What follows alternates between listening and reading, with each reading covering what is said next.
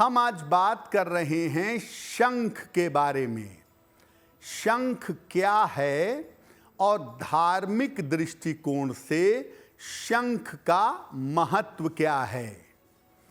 देखिए, शंख जो है ये मुख्य रूप से एक समुद्री जीव का ढांचा है और पौराणिक रूप से शंख की उत्पत्ति समुद्र से मानी जाती है। चूंकि शंख भी समुद्र से उत्पन्न हुआ और माता महालक्ष्मी भी समुद्र से प्रकट हुई, इसीलिए कहीं कहीं पर शंख को लक्ष्मी जी का भाई भी मानते हैं।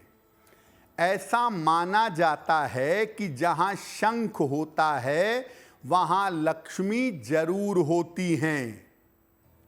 मंगल कार्यों के अवसर पर धार्मिक उत्सवों में और अनुष्ठानों में इसको बजाना शुभ माना जाता है।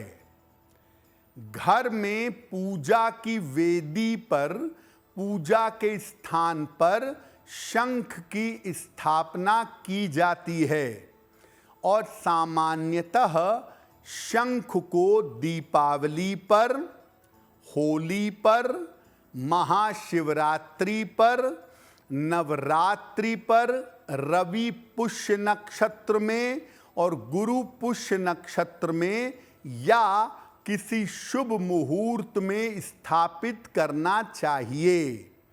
शंख अगर आप लाते हैं, शुभ मुहूर्त में अपने पूजा के स्थान पर रखते हैं और नियमित रूप से शंख बजाते हैं और इसका प्रयोग करते हैं, तो आपके जीवन में शुभता आती है और आपका कल्याण होता है। तो धार्मिक और पौराणिक दृष्टि से शंख का मामला क्या है, यह आपने समझा। अब पौराणिक दृष्टिकोण से या शास्त्र इसके बारे में क्या कहते हैं। देखिए, विज्ञान के अनुसार शंख की ध्वनि महत्वपूर्ण होती है। साउंड जो शंख का है वो इम्पॉर्टेंट होता है और वैज्ञानिकों के अनुसार जब आप कहीं पर शंख बजाते हैं तो शंख की ध्वनि से वातावरण पवित्र होता है, वातावरण शुद्ध होता है। इसकी ध्वनि जहाँ तक जाती है वहाँ तक जो बारीक से बारीक नकारात्मकता है, जो कीटाणु हैं, उनका नाश होता है।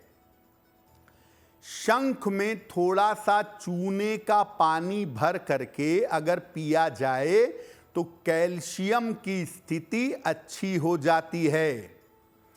और अगर आप नियमित रूप से शंख बजाते हैं तो हृदय रोग होने की और फेफड़ों की बीमारियां होने की संभावना कम हो जाती है।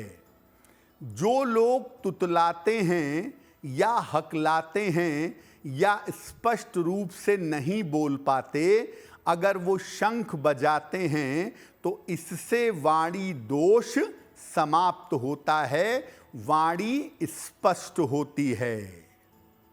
अब आपको बताते हैं कि शंख कितने प्रकार का होता है और शंख की अलग अलग महिमा क्या है।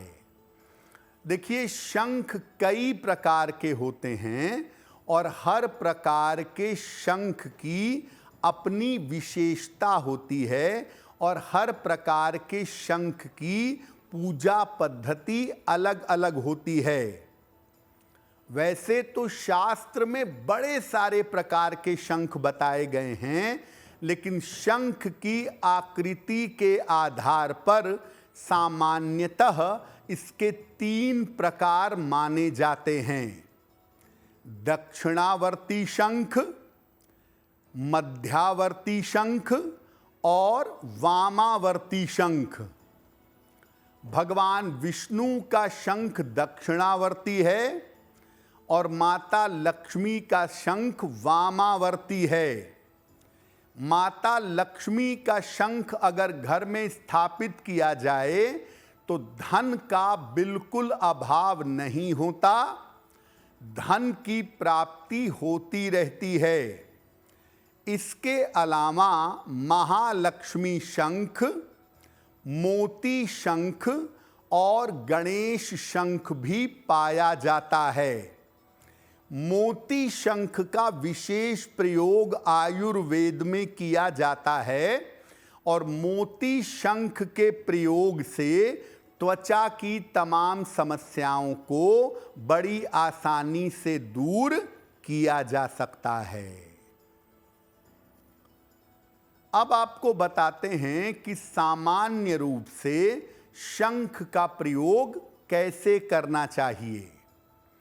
देखिए, सफेद रंग का एक शंख शुभ मुहूर्त में या शुभ तिथि को ले आएं, इसको गंगा जल और दूध से धो करके शुद्ध कर लें। इसके बाद गुलाबी वस्त्र में लपेट करके या पीले वस्त्र में लपेट करके पूजा के स्थान पर रखें। सुबह और शाम पूजा के बाद 3-3 बार शंख बजाइए और बजाने के बाद शंख को धो करके पुनः पूजा स्थान पर रख दें। एक तरीका ये है कि जब आप पूजा की शुरुआत कर रहे हैं सुबह के समय, तो शंख में जल भरकर पूजा स्थान पर रख दें। पूरी पूजा जब समाप्त हो जाए तो शंख के जल को पूरे घर में छिड़कें, घर के मुख्य द्वार पर छिड़कें और बाकी जल को पौधे में डाल दें। ऐसा करने से नकारात्मक ऊर्जा पूरी तरह से आपकी समाप्त हो जाएगी। अगर आप मुझसे जुड़ करके अपनी समस्याओं का समाधान चाहते हैं और चाहते हैं कि आपकी समस्याओं को ज्योतिष के माध्यम से सुलझाया जाए, तो आप हमसे संपर्क कर सकते हैं, जुड़ सकते हैं एस्ट्रो तक पर।